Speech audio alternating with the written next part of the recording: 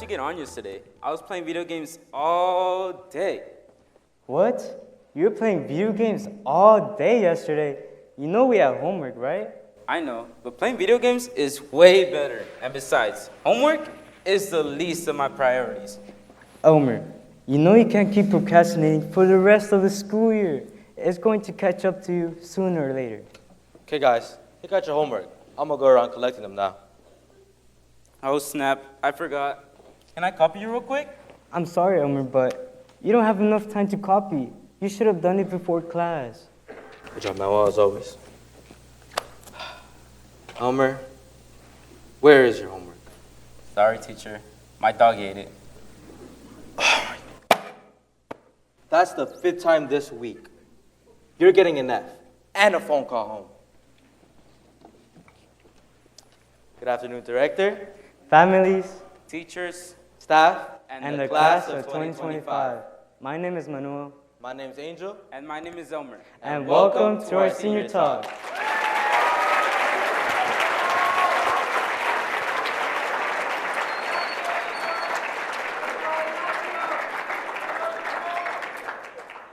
Today, we are going to be talking about The wonder of priority. Back in 8th grade, we would never do work and procrastinated on every single assignment. Our grades were horrible. We either have C's or D's. But after that year, we had director, and it was such an eye-opening experience to have right after online learning. If you had told me back in 7th grade that my spring break would turn into 2 years of online learning, I would have had laughed and said, Yeah, right. But that's exactly what happened. And at first, we thought it was a dream come true. No more waking up early, no more dress code, and best of all, we can do school straight from our beds. What could possibly go wrong? A lot could go wrong. At first, the first few weeks felt amazing. I had all this free time. I didn't have a teacher hovering over me telling me what to do. My mindset was, I'll do this later. I'll do it tomorrow. But then I found myself doing it 5 minutes before class. And that cycle, it didn't stop. It followed us. I remember thinking, as long as I pass, it doesn't really matter. That was my mindset. I wasn't learning. I was surviving. And honestly, I thought that was enough. I wasn't observing any knowledge. I hardly passed quizzes, and every assignment I rushed through and checked it off. I wasn't developing any skills. I wasn't gaining knowledge. I was just doing what I needed to keep my grades up. That was all that mattered in the end, keeping my grades up. But I soon realized that I wasn't learning, and this wouldn't help me out in the real world. Then came the announcement. We're going back to school! And at first, we were super excited. Finally, some normalcy. But what we didn't realize is that we had built so many bad habits that they followed us right back into that classroom. Yeah, I thought being back at school would fix all my bad habits, but it didn't. I still find myself in the same position of doing it later, doing it next week. But the only difference was that I was at school facing the consequences in person, and trust me, those consequences were real. They'll call my mom and I'll get in trouble. It hit me during period 2 environmental science. I was still in that whatever happens, happens mindset. His expectations, they were higher than whatever I anticipated. I realized I couldn't glide by anymore. I thought, as long as I turn something in, I'll be fine. But then, we met director. Have you ever met someone who just commands respect the moment they walk into a room? That was him, the director. And he wasn't just any teacher. He was the school director. That alone made me nervous. And I knew I couldn't slack off in his class. Oh yeah, I remember my first time walking into biology, expecting to have a sub like any other day. I was not nervous. But then, boom, there he was. He told us he would be our teacher for a couple of weeks, but those weeks turned into the whole school year. And his teaching style was completely different from anything I've ever experienced. And his grading, let's just say, if you thought you can rush an assignment at the last minute and still get a decent grade, think again. If you could tell you didn't put in the effort, you literally tore your paper apart in front of you and say, Do it again. And that's what shook us. The first time I saw someone's rush homework get ripped up and handed straight back to them, I thought, this guy is serious. And that's when I realized I had to change. Not just for this class, but for myself. At first, I was like, why is he so strict? Why is he still here? But then it clicked. He wasn't doing it just to be mean. He was doing it because he knew we could do better. And the only thing that he was going to accept was our best. And for the first time in a long time, I realized I wanted to learn. It wasn't just about turning in assignments and checking them off, but an opportunity to spread my wings like an eagle, soar higher, seeking new heights after every lesson.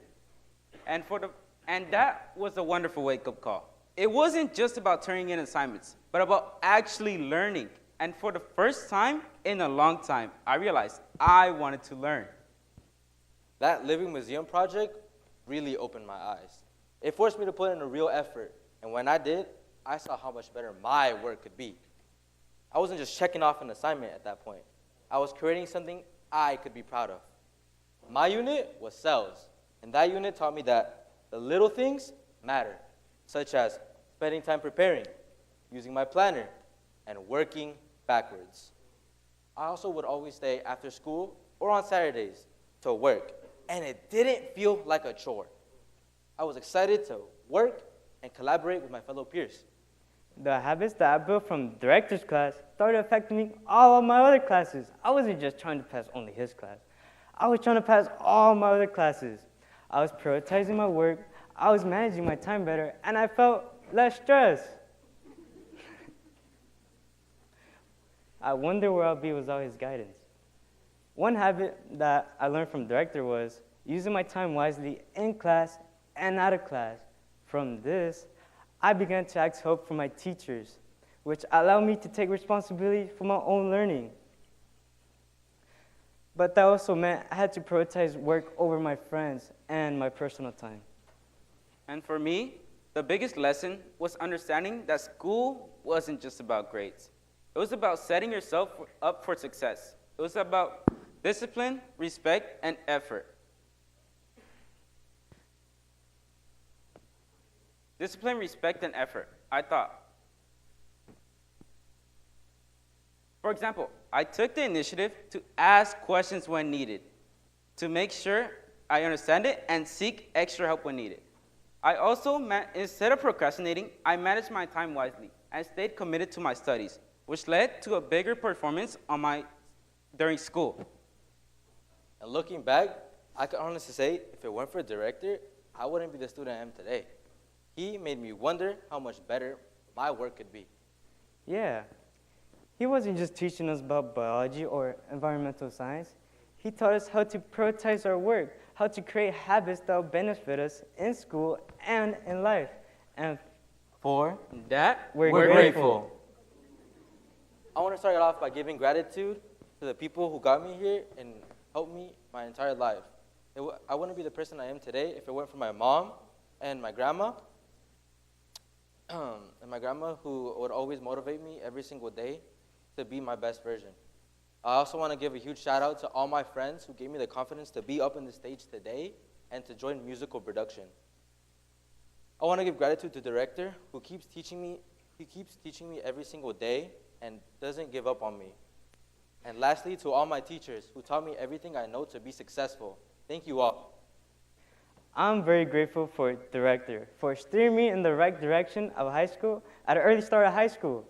I'm also grateful for my teachers who gave me their time and lunches to help me whenever I needed help. And I'm also very grateful for my parents. I love you two the most for supporting me for a long way. Thank you. And as for me, I'd like to give gratitude to everyone who attended this afternoon, but especially to the director and my parents. As for director, I'd like to thank him for everything he has done. He has taught me not only the importance of school, but also the importance of public speaking. I wouldn't be up here today if it weren't for him. And as for my parents, I'd like to thank them for everything they do. They motivate me and push me to keep on going and become the best I can possibly be.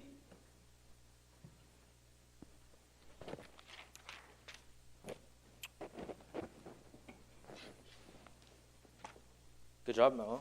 25 out of 25 on your notes, again. Elmer, Elmer, Elmer. 25 out of 25 on your notes? How'd you do that? Well, I like to give the credit to the director. He taught me how to prioritize my work first and how to use my time wisely. Thank you, and this concludes our senior talk.